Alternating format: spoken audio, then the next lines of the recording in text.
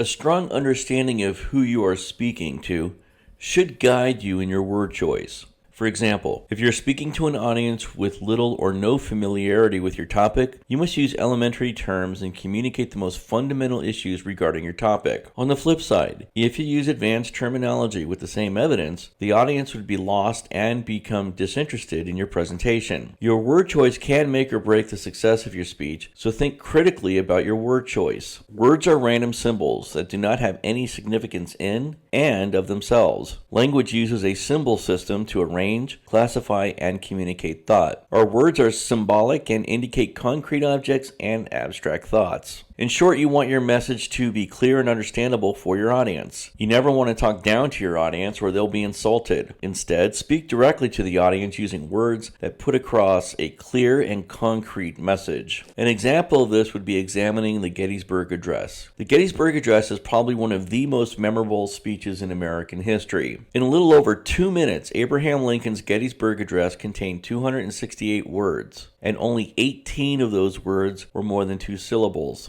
Interestingly, of the 18 multi-syllable words in Lincoln's address, he used the word dedicate or dedication 6 times. The point is that using simple language that an audience can easily understand and remember will impact the audience. By restating your essential messages throughout your speech, you will allow your audience to absorb the heart of the message that you want them to walk away with.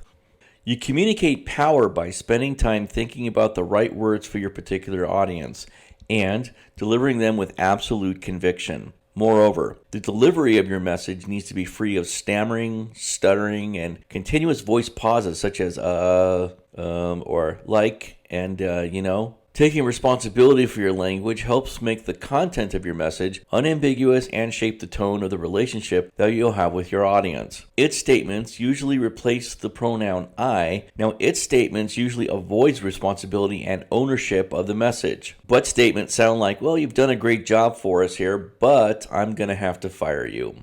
Now, the word but cancels the thought that came before it.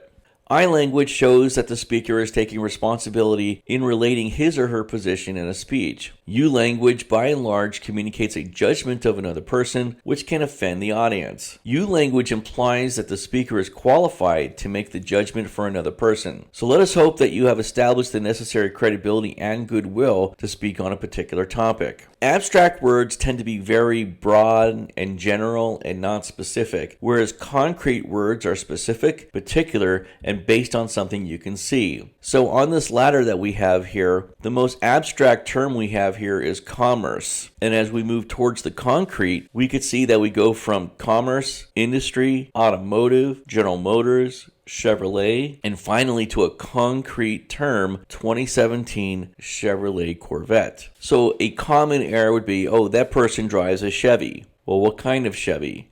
And in this case, it would be a 2017 Chevrolet Corvette.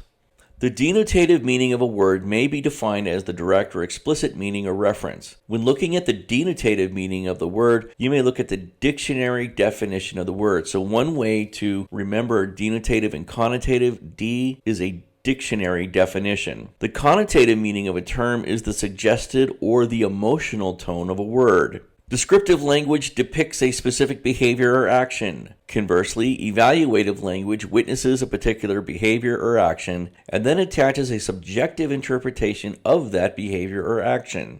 Sharing the etymology or the origin of a word will help your audience get a stronger understanding of where and how the word was derived.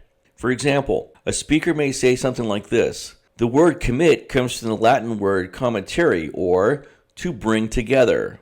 When addressing an audience, it is important that you build the spirit of inclusion as opposed to division. Inclusive language is language that unites an entire audience into your message and that does not leave portions of your audience out of the mix. Exclusive language may be defined as using the language that divides an audience member from your message based on subject knowledge base, ideology, or of their demographic characteristics. Jargon is the use of distinct technical terminology of a profession, culture, or trade that is not commonly understood by outsiders. Slang may be defined as a type of language that consists of words and phrases that are regarded as very informal, are more common in speech than writing, and are typically restricted to a particular context or group of people.